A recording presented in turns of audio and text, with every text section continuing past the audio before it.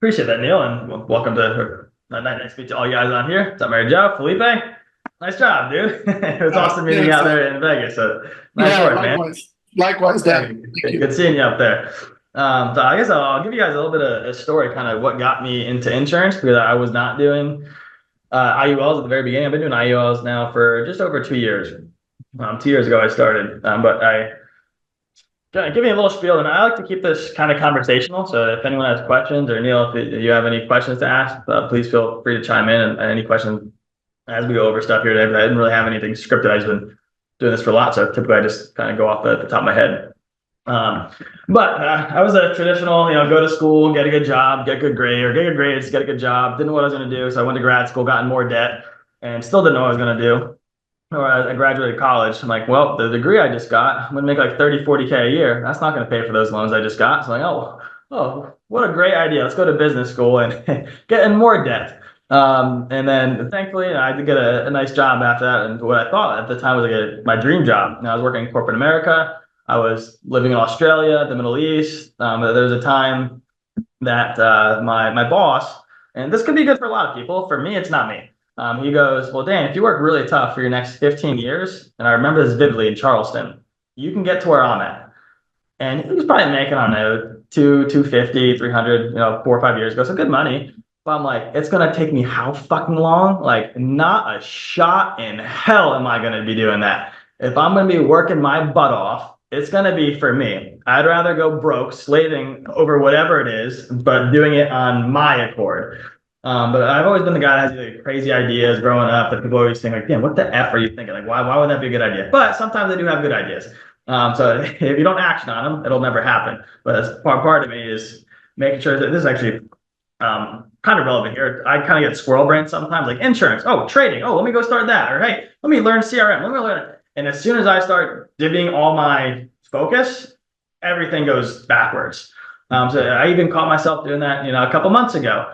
So now I tell myself, hey, balls to the wall in insurance, build up that cash flow until I got $1 million sitting in the bank, and then I can really easily go get into real estate and really hit a lot of my goals. So my advice to you guys, if you're brand new, stay in your lane. There's a quote, I don't know if it was Alex Ramosi that said it. It's a famous entrepreneur stuff where it's an analogy. Like everyone wants to get to financial freedom, right? That's why a lot of us are here, to work our own schedules, make some damn money, and for a good cause as well. It's really cool being able to do what we're doing. And the analogy goes, everyone wants to get to this island over in financial freedom. Here's the island over here, and everyone. The common myth is it takes 7 streams of income. So all wealthy have 7 streams of income. Well, all the wealthy, they didn't build 7 at the same time. A lot of us will start building one, and then like, oh, let me start building a second one. Oh, let me start building a third one. And it never freaking gets done. The bridge never gets there. We just have 7 half-baked bridges. So put all your eggs in one basket, build that bridge, get to this island, and buy the other 6. Like literally just buy the other 6. So as you guys are starting out on this, like it just takes one thing and do it very, very hard for 5, 10 years of your life, which ain't that long in the grand scheme of things. And then you can go buy whatever other bridge you want and not ever worry about stuff. Especially what's cool in this the insurance world is that we can have a river of money coming in. There's a difference between a mountain of money and a river of money. A mountain of money, you go out there and spend it all. But if you have a river of money coming in, you can go spend every freaking penny every month. But every single month, there's more money coming in. So I'd always rather have a river of money than a mountain of money. And that's exactly what we're able to do here in the insurance side of things. But anyway, I was working in corporate America. I remember what got me interested in the IUL space. I remember going down line by line my first corporate check I ever got. I was like, wow, I'm making good money. I used to be a dishwashing construction. I've never seen this money before. But then I go like line by line down, and I'm like, where the F did all that money go? Taxes. Anyway, I still continued on, and I got into the final expense insurance. So I found FFL back in 2019. Sold my first policy on my birthday, back about 5 years ago now, almost exactly. And so I gave my 2 weeks notice, which turned out to be the rest of the year. And then January of 2020 came in full time, and I just knew that no one was going to outwork me. I put like 70,000 miles on my car every year. I was busting my butt and doing final expense stuff. And my first year, I think I should pay close to like 500K.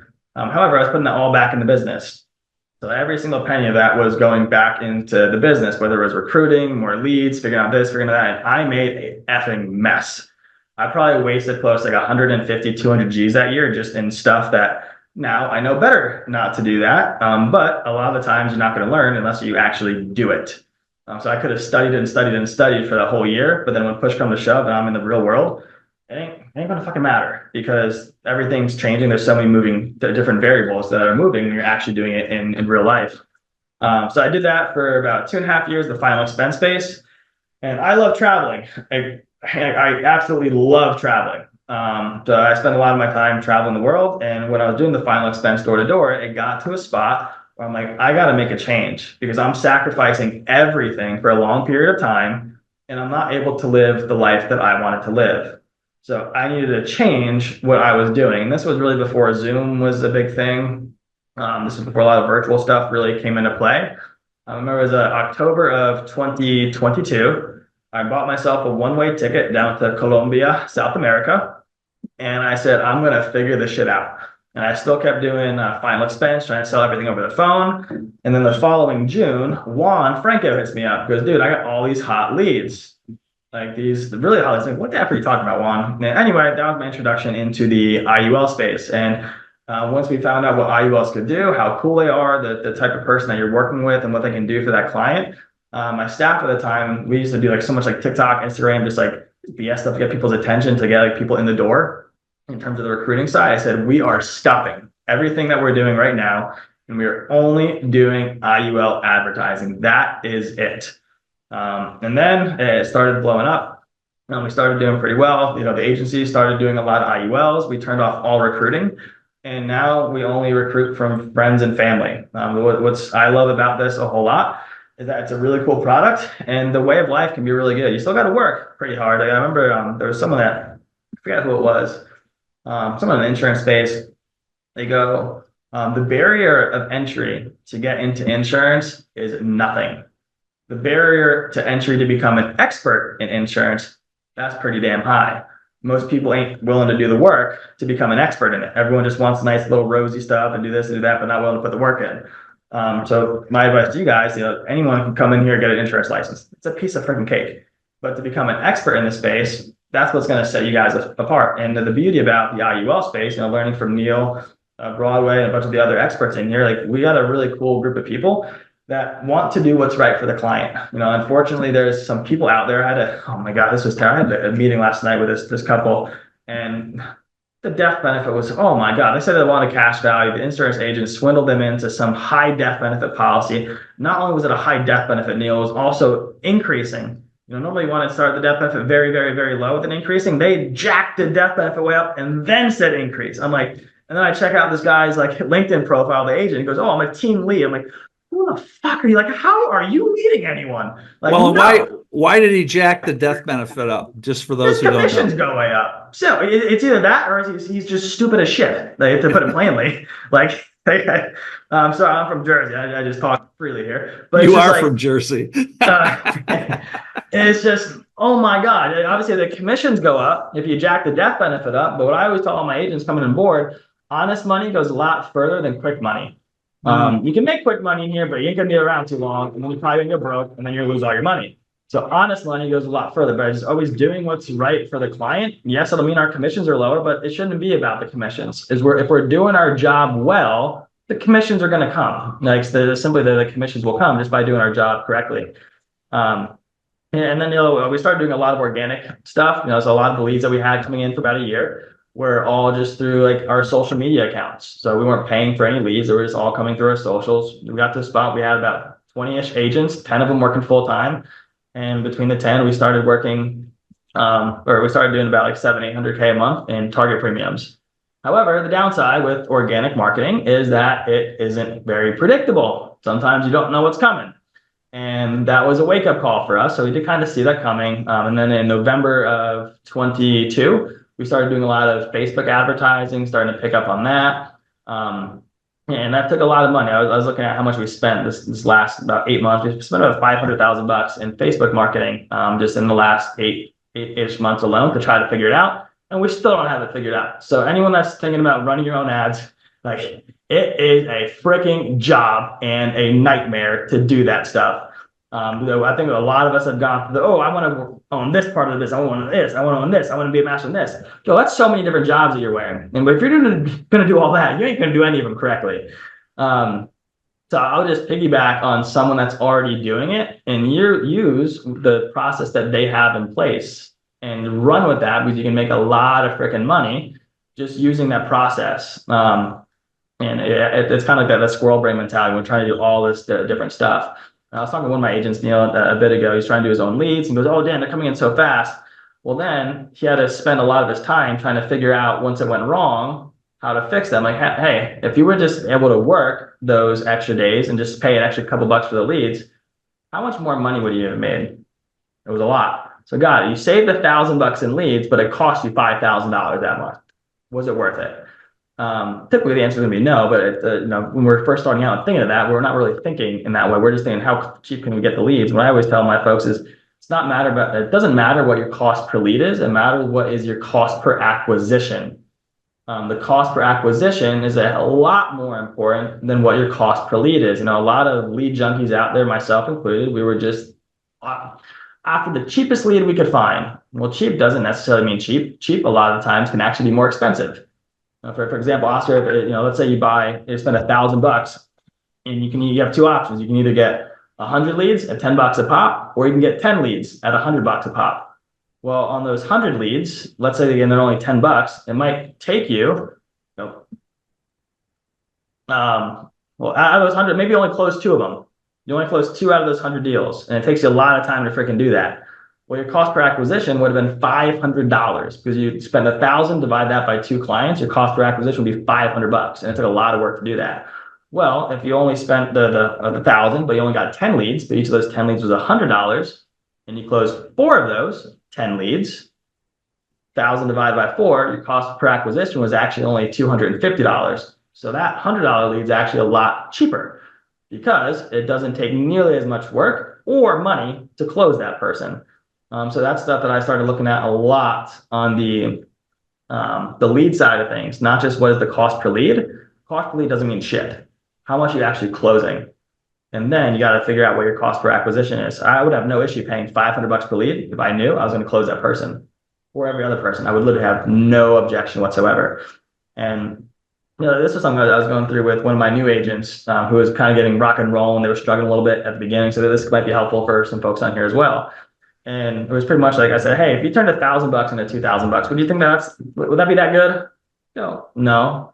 Well, hey, if you could take 10,000, turn it into 20,000, you think that'd be pretty good? Would you be happy at the end of the month? He goes, well, hell yeah, I just made 10K. Well, got it. The ROI was the same. It's just you spent a lot more money in leads. And if you are spending 20 or 10K in leads, you should end up making a lot more than 20K profit. But the point of that is you can't, afraid money doesn't make any money. So if you're getting to, if you're worried about investing in your business, like go get a job because you're operating a business over here. You got to be willing to sacrifice and get that investment up to where it needs to be. So whenever we're onboarding a brand new agent, we're like, hey, you got a bunch of debt that you're trying to pay off. Okay, cool. That's the goal. One of their goals for the year is to pay off debt. They'd be a lot, freer mentally if they got their debt paid off. My God, I say, if we can give you $1,500, if you spent $1,500 a month right now and you made $5,000. And you paid off $1,000 on your debt. How long would it take you to pay the debt off? And they were, 2 years. God, well, hey, if you took that $1,000 and you put it back into leads, how much more money do you think you'd make? Oh, an extra 4,000 or 5,000. God, well, hey, if you did that for 3-4 months in a row, you're making 20-30 G's a month. How fast can you get your debt paid off then? 3 months? Cool. Which one do you want to be?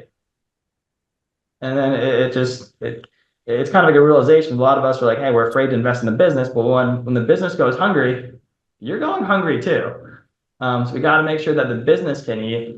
And I personally like to get my ad spend up to a spot where I know I'm going to freaking make money. If I'm only spending $1,000, $2,000 sometimes in leads, sometimes it can be hard to make some money on that. But if I'm spending $5,000, $6,000, I got 30 appointments every week. There's not a shot in hell I ain't going to print money. Even on a bad month, I'll still at least double my money. On a good month, I could 10x my money. However, when we're only working with just a small amount of capital, we need to be reinvesting that and get the ad spend up to a spot where you're not worried about what you're actually spending in ads. I was speaking with my staff today. Yeah, I can't. Now we're spending 4,500 bucks a month that I'm putting into my Facebook ads right now. They're coming back at about 30 bucks per pop, my internal cost of that. And I'm like, yo, I can't wait to get my ad spend up by next month to $6,500, $7,000. The quality of our appointment is going to go way up because we're not going to take any, I should be there, I can be there. Like, no, we're going to go after the easy hanging fruit and the big ticket ones. So we're going to fill our schedule with the higher ticket ones. And that has been working out pretty well. But anyway, it's a long-winded way to get into that. But for the last, so I've been doing insurance now for a bit. So I've been doing the IULs for 2 years. I absolutely love this. A big thing for me, Francis knows this, we talk a good bit once in a while. Like, I love travel. I love my personal time. I just absolutely being able to, I'm single. I don't have any kids. I have a dog sometimes. But whether it's me single traveling, whether you guys have the family and want to spend time with them, your independence is earned. So you have to be willing to go through the shitty part of it to build the independence. And then once you become an expert in this thing, just go out there and make a big freaking mess. And then you gain your independence. Now instead of having to run 30, 40 appointments a week, you can probably get by with 15 and still do very freaking well. So you have to earn the right to be good at this. If we just wait for that perfect moment to enter, or we're not being true to our schedule, you're never actually going to have the independence. You're always going to be that broke ass insurance agent. So you got to earn what you want to accomplish. But that was always been a big thing for me. It's like the last year, 2 years really, I've been living mostly down in South America, over in Europe. But a lot of fun, been able to sell a decent bit from over there. I haven't sold a policy for about 14 months. And I just started selling again this week or 2 weeks ago. But it's fun getting back on the saddle. So now I told myself, Dan, you can't go take any more fancy. I made some dumbass. I did a lot of fun shit these last couple of years. So last year, I went to Italy for like 2 months and dropped like 50 G's just on vacation. That's not even including stuff I bought over there. But now I told myself, Dan, you got to take your money more seriously because money ain't coming around forever. It's not. And there's going to be a point in your business where you need that money, or you want to hit your goals. So now my goal is I can't go on another fancy vacation until I buy another rental property. So that's my goal. And I'm just going to sling a bunch of insurance, buy a rental property. So that way I have more passive income coming in. And then I'm going to go on another fancy vacation. But it was interesting. I think anyone can figure out IULs. The business side of things is a little bit different. When the stuff's going well, we're like, I made it, I did it. 2 months later, shit hits the fan. And you're like, oh, yeah, this is tough. What the F did I do? Why did I take the brakes off? But if anyone's just getting into this, so some really good advice is don't be afraid to break shit. Move fast and break things. Just put your head down, get to work. It's kind of like I would never want to be learning from a business coach who never owned a business. A lot of the business coaches back in college and stuff, they never owned a business. They learned about business, but they don't know how to actually operate a business. They spend all this time studying about business, study about this. But you never actually ran it, so don't teach me on how to do it. And they could probably never actually run a business either. Well, the same concept's over here, and we can put our head down and learn everything there is about how all this stuff works. But if you're not actually out there doing it, it don't mean jack shit. So you guys have a very good group of people here that truly care about what you're doing, and they're not going to let you put a client in a bad position. That they won't. And Neal can see a lot of the business that comes down on the back end on National Life Group. So if you have a question on something, you reach out to him. That's it. But that's where I've seen a lot of agents either win or fail. Agents that just try to learn absolutely everything about all of this stuff, about this product and everything. They don't do too well in this business at the very beginning. And they might not even last too long because they're not actually out there doing stuff. They're just trying to have 100% of the information. Well, by the time you have 100% of the information, it's 100% too late. You would have learned a lot more by just getting out there and doing it. You're going to bring yourself broke if you try learning everything. And it was actually an interesting thing. I met Neal, one of my agents. He did very well last year. He was going through we changed lead types, and he was having some issues this year. And I sat in on a couple of his appointments, and he's just beating these people up with information. I'm like, bro, you're confusing the shit out of me. Like, keep it simple. And now he doesn't even talk about what an IUL is. They don't care what an IUL is. They don't. An IUL is just a product. They care about how are you, Leanne, going to solve their problem. What is their problem? God, do you have anything in place for retirement? No. Well, Leanne, like what's going on? Like, well, what's been challenging there for you? Well, I don't know this. Well, cool. I got it. I'm assuming we're here today because we're ready to make a change about that. I'm assuming you 5 years ago, what you started somewhere, correct? Yeah, cool. Wait, man, do you have any kids? Yeah, we got two. Hey, they under the age of 18? Yep. Well, say I'm assuming if we pass away, we want to make sure that they're taken care of too, right? Oh, 100%. Well, God, hey, let's go through some options that we might be able to get two birds with one stone. If we can take care of your kids and we can get a retirement account going for you so you can build some cash, is there any reason that we wouldn't want to move forward with that? No. Got it. Cool. Stop talking about IULs. No one cares what an IUL is. Talk about the solutions. If you start talking about everything an IUL has, you're going to fuse the living crap out of people. They don't need to know all that stuff. It's good for us to know it, don't get me wrong. But if you don't know the answer, just call Neal, call Francis, call an upline. Keep it very simple. But yeah, it did. And my guy John, who now started selling, John, stop talking about IULs. He was only closing like 20% of the folks on the spot. You stop talking about IULs. You just started caring about the person. What's their goals? What's their problem? Now he closes almost everyone on the spot. And he doesn't even talk about what an IUL is. If you start going out there, Francis, talking about, it's good to know the indexing strategies. It's good to know that. But if you start talking about like the net amount at risk and all this, you're going to confuse the living crap out of yourself and the client. And a confused client does nothing. Figure out the problem, figure out what the solution is, and the IUL is just a way to solve their problem. An IUL is not the best thing since sliced bread. It's just a product that can help someone with whatever problems they're going through.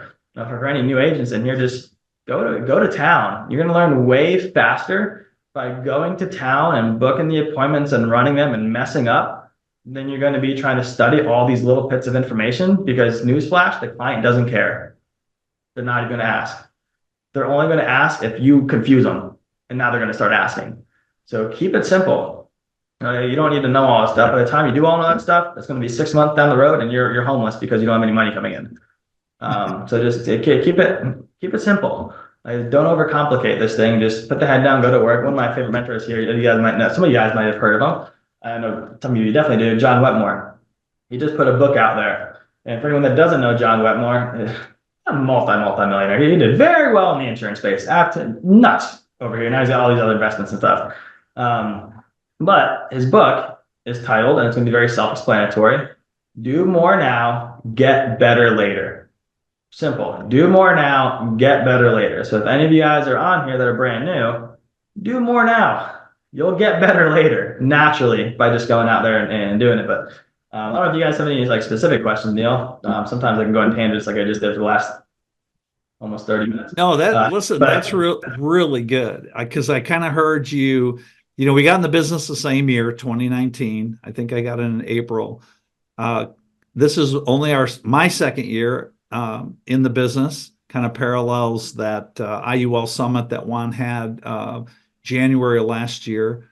I hear you talking about higher intent leads versus bigger quantity of leads and cheaper leads, which makes sense. And I love that story you just told, because, we had Daniel in this week, Daniel Broadway. As a matter of fact, he showed a picture that you took of him, and then you texted it to him, right? Yeah. You guys were both in Greensville. When you called me the other day. Yeah. So I love the camaraderie of, in a lot of businesses, the top guys will never, ever share what you just shared because it's your secret sauce, so to speak. Here, people are just openly share their secrets, which is fantastic. So anyways, why don't we do this? Why don't we open up to questions, and we'll kick it to Francis. He's kind of the co-host on this. And I know you guys know each other, and we were all in Hawaii together, which was fun. You got me, Francis? I got to go qualify for Hawaii, Neal. I just started writing business again. I got 4.5 months left to qualify, and I got like $10,000 of business on the books. Dude, we're going to Cancun together. You can do it. Oh, I'm going to get there. No problem. This is my second week back. I submitted close to I think it was like $35,000 in those 2 weeks. So I'm going to get there. I'm convinced I'm going to get there. So where's home base now? Oh, that's tough. Kind of South Carolina. I just got back from Europe for a bit. Okay. Kind of South Carolina. My family's got a farm up in New Jersey. So I'll be going there and next Friday, go work on the farm for a couple weeks. And then probably shuffling back and forth from here, Greenville, South Carolina, and New Jersey. Until I get enough money to buy a rental house, and I'm gonna probably go to Thailand. Nice. Yo, you like men 6 foot dick. Well, anyone have any questions for Dan? He's a wealth of information. Yeah, Dan, can I get your autograph, bro? Come back to Here we Greenville. go. Here we go. It looks sunny over there, so I know you're not in Greenville. No, I got stuck in Atlanta, dude. I had to pull over and write an app real quick, but I'm on my way back right now. Hard problems. Yeah. One thing, Francis, that did help me out a lot in the first bit when I first got rocking and rolling in insurance. That I know some people might be fairly new. How many folks, like Francis, are brand new to insurance, or how many have been here and now just switching to IULs? Probably half and half. Okay. So I guess this even holds true if you guys have been here a decent bit. My goal my first year, I just followed the lead of John Wetmore. I did not want to be Dan Chernati. I just wanted to link on to someone that could tell me what to do, that I knew that they were successful. And I put all my ego at the door. It was weird for me coming into this business a little bit because, all these fancy college degrees, and now you see all these. Now I'm going to an insurance agent after I graduated with an MBA. I'm going to go do final expense insurance, and it was like I had to drop my ego at the door. Like I was a little hot-headed, but I said, hey, when I come into this, I'm just going to follow what John Wetmore says. I don't care what he tells me to do. If he tells me to go fly to California and go knock on these houses because they didn't answer in the last 3 years, I'm going to go do it. I know that whatever he did, it has a purpose to it in terms of what I'm going to learn. Even if they weren't even a lead, it's whatever he's going to tell me to do has a purpose to it. The thing that helped me out a ton the first year was saying, hey, my goal is just to write a lot of business. I don't care what I spend on my leads. My goal is to spend a lot of business. I'm not that worried about my ROI. And again, anyone here that's had a business, your first year in business, you shouldn't be making money. Like straight up, you shouldn't. If you are, that means you're not putting back into your business, or you found a unicorn, right? But your first year, you should be investing back in your business. And what he said is, dude, just go out there, write a lot of business. Write as much business as you freaking can. Don't worry about anything else. Just go out there and do a lot. So I was running 50, 60 appointments in person every single week. I was just driving around Kingdom Come. And I wrote like 500K. And I go like, John, when's the money going to start coming in? He goes, bro, just wait till next year. You just wrote 500K. Let's even say on the small end, 400K that's still in the books. That's $100,000 of income I just earned the next year without lifting a finger. So I could have literally just coasted a whole year, and I would have had about $100,000 coming in. And that's already assuming some of it fell off the books in the chargebacks. So for anyone that's brand new, go out there and write a shit ton of business. Now go out. We're all going to go through the same damn learning curve. Everyone goes through the same thing. It just depends, Michael, if you want to take a month and a half to do it, or if you want to take a year to do it. And hint, if you're going to take a year to do it, just drop your shit at the door and leave, because you're not going to be here for that long. I don't mean you specifically, but I think you get the point on that. Get your ass kicked. Like the expectation I set for all my new agents, I don't care how much you freaking write the first month. My goal is for you to get your ass kicked. And I tell every single one of them that. I say, hey, if you're not getting your ass kicked this first month, you're not working that hard, and I'm not going to be able to work with you. So I make them getting their ass kicked like a good thing. They're like, hey, yeah, I got hung up on. Sweet, I got told to F off. Hey, I missed this. Like, cool, we're learning. Sweet. Now you're going to know not to make that mistake next time. Awesome. So go out there, write as much freaking business as you possibly can, and you're going to see the money start flowing in the following year by going out there and doing all that, Mike. Like, if you know how to start writing 300, 400, 500K in a year, by God, you became an expert in this thing. You know what the heck you're doing, and life's going to get way freaking easier. Awesome. Hey, Michael, you got a question? Yeah, Dan, great. I appreciate the share and the candor in your style of delivery on all that stuff. Curious on because you've spent and invested a lot on the lead development side of things. have you, I know you said you're still trying to dial it in, but is there any nuggets you could share about as far as what you have had traction on as far as developing leads that you would be willing to share? It's one, I'll put this with a caveat. If you're not writing 50 G's or have a couple hundred G's in the bank, don't worry about generating your own. Put all your time and effort into using someone else's. I don't know if you are or not, but I wouldn't even think about anything related to leads unless you have it just, you can come and just throw money at stuff. So for me, it's been a couple things. Sometimes we would just run, like I said, mine's all Facebook advertising. That's what we do, Facebook and Instagram. I've seen videos perform a lot better. And just recently, we're still always trying to tweak stuff. We've been asking different questions on the forum. It's hard to say what's working and what doesn't, especially when it comes to the insurance side of it. Was if I was doing like ecom, Mike, ecom's simple to track. I invest this much and I see this much return. That's pretty damn simple. On the insurance side of things, it's a little bit tougher because everything comes down to that individual agent. Are they actually working and closing? So it's a bit harder to tell on this side. I've had the same ad run for now like a couple of years. Some people do very freaking well. Other people think the lead sucks. And it's hard to say completely what works and what doesn't just because there's so much different feedback. What I can tell you is that the more and more higher intent you make it, the better. So I like more questions on it. I'm starting to like more what's called conditional questions on it, like almost kicks people out that I don't want to waste my time with anyway. So on the IUL space, there's a one that we're running, and if they're making under 50K a year, they say, hey, better luck next time. And it says it in a nicer way. Hey, this is probably not the right fit for you. You might want to look at, high yield savings account or other, investment options. If there's like a follow-up question that kind of can get them back in, but I've been finding I used to just be chasing the cheapest lead. Recently, we stopped doing that. Small sample size, but I booked 17 of the last 28 leads that I had come in out of a higher intent lead. But it's very, very small sample. So I would just, the big advice, if for anyone that's doing leads, don't look at the cost per lead, look at the cost per acquisition. That's going to tell you a lot more about how the lead actually is. Awesome. And don't be afraid you're going to have to drop some money into it and see what works for you. What's going to work for you is different than what's going to work for Francis. What works for Francis is different than what's going to work for Elizabeth. It's weird. Yeah, appreciate it. Thanks, Dan. Yep. All right, I don't see anyone else's hands up. Anyone else have a question? Just unmute and ask Dan while we got him before he goes off to Thailand. Gotta buy a house first. I don't know if anyone's in the Birmingham, Alabama area, but that's where I'm targeting right now.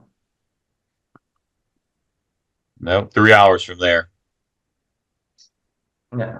I live down here in South Carolina. I love it down here. The economy is freaking booming down here with so much like industry coming in. But what you can pay for a house and what you're going to get in rent doesn't add up. So I don't want to have happen like what a lot of people did in the real estate crash where they went under on their houses. Right. Because they were just playing the equity game. So I'm trying to get a lot more into cash flow. Oh, there's something I don't want to say anything. So something I really love about this business and what you guys are stepping into is you're going to become very well-rounded as just a financial person. The more and more that I've been able to talk about people about the houses I'm buying or syndication that I've done, or using my insurance to pay off this or that, or pulling out a 401k, how that stuff works, the more confidence that they're going to have in you as a professional, because they're trusting you with their number, or not with their number, with their money. So the more well-rounded that you can be, just as you progress in this, you guys are going to learn so much. Like, don't be afraid to pick up a real estate book and read it. Don't go hammer in real estate. Stick your focus in insurance. However, it's very good to be well-rounded in here because you're going to end up learning so much, and the clients are going to gain so much confidence in you as a person. Good point. Awesome. Hey, I want to share one quick story. So Daniel was in this week. Hey, Daniel, you still there? Yeah, I'm here. I'm just driving. My screen's black. I'm sorry. No, that's cool. So one of the things that I really appreciate about the business is, there's all different personalities and styles and, men and women, and we're all involved in the same business. But when you interact with people, like on team calls like this, we're going to start doing the blocking and the tackling, which are the fundamentals, but you pick up little nuggets. And Daniel picked up a nugget from Francis and called me last night. We went over it over the phone. What'd you do today, Daniel? Sorry, I was trying to unmute. So it was with an attorney, and I actually called him from one of my 1-year-old leads, just to kind of re-put some spark back into them. And he's like, "Yeah, cool, let's do it." Had a discovery call with him last night.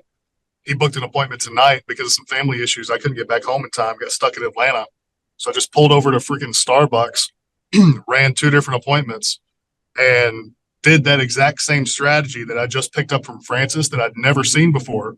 It sold a $22,000 AP policy, and it just got instantly approved. And I never would have picked that up if I hadn't had that one-on-one meeting with Francis or just been in the office. So I wouldn't have been able to help that dude. And now, like, that same attorney said, "Hey, can you help me do the same thing for my dad? He wants to put like $3,000 a month into a policy or something like that. And he wants to be able to dump some more money into it." And I'm like, "Well, we'll see." And he's like, "You know what? I didn't tell you this, but I actually have my insurance license. I've never seen this before. Can I come work with you?"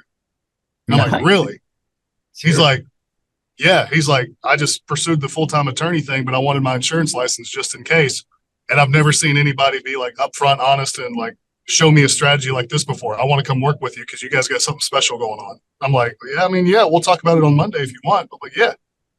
So it just, like, getting around different people and community as a whole, even like being close to Dan in Greenville, like, it just opens up different doors for you that you never would really have before, ever even thought about, like hanging out and trying to do this thing by yourself, So super valuable to get in the office with the guys. Super grateful for these guys too.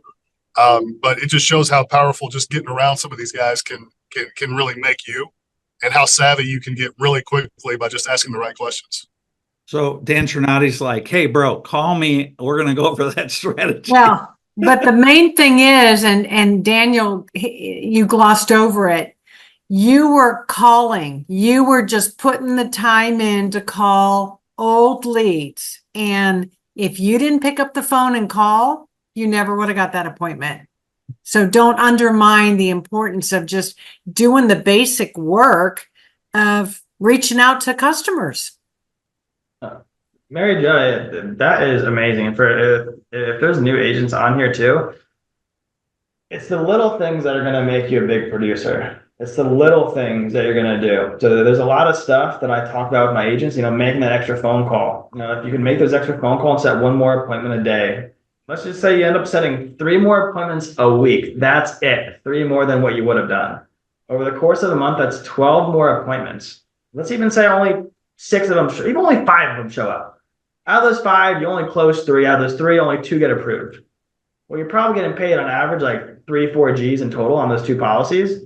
You add that up over the course of a year, that's an extra 40-50K. In every single house, you ask for a referral. You just close 1 referral a month. That's it. Just 1 referral a month. But you just ask "Hey, do you know anyone that this could benefit?"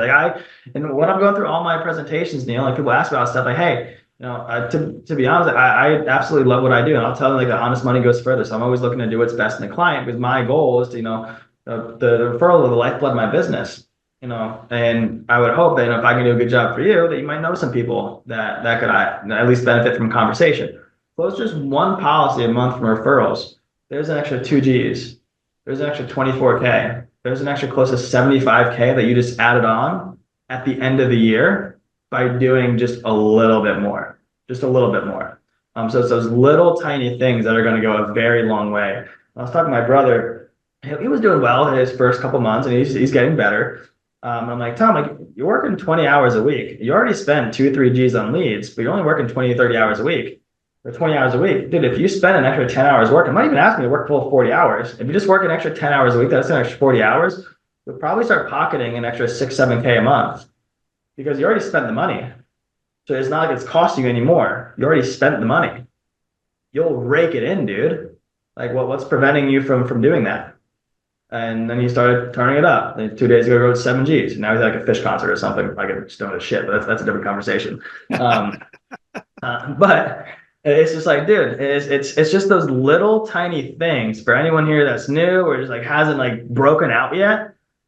It's the top producers just master the basics. You know, Neal does all the little tiny things. Francis does all the Daniel, they do all just the little tiny things. And as you're progressing in this, never forget about what got you to where you are.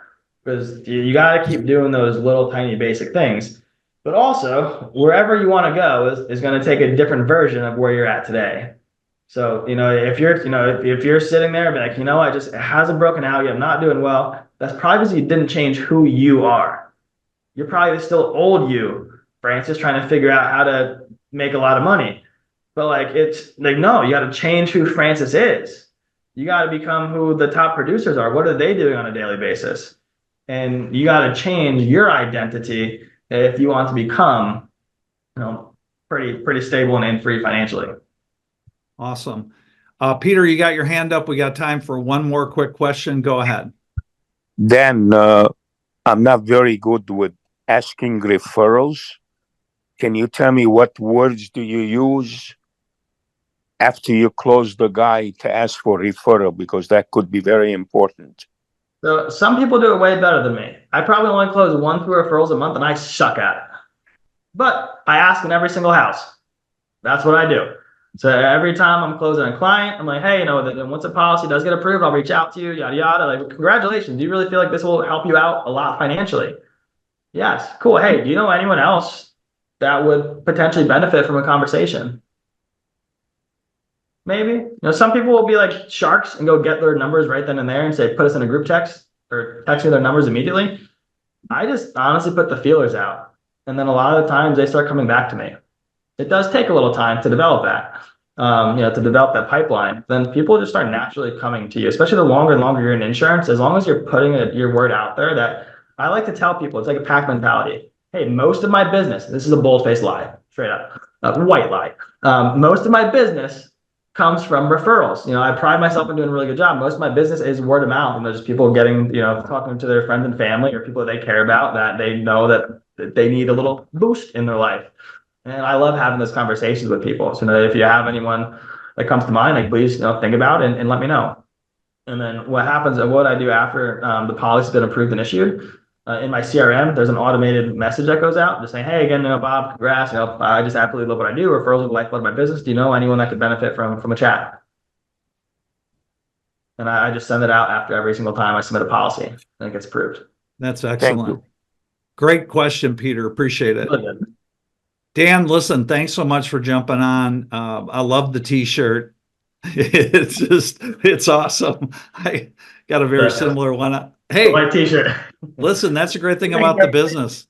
I own the same 5 pairs of gym shorts, just in different colors, and typically or some type of V-neck. I love it. Well, listen, brother, we appreciate you jumping on. Thank you, everybody. We're going to start very specific training next Thursday, so spread the word. And we just appreciate everybody, the great questions. Michael and Peter. Michael actually has a lead generation company, so he does a lot of this professionally for the group. Sorry about that, Mike. Yeah. So anyways, so thanks for jumping on, and everybody have a great weekend, and we'll see you next Thursday. See you, Dan. Appreciate you guys. See ya.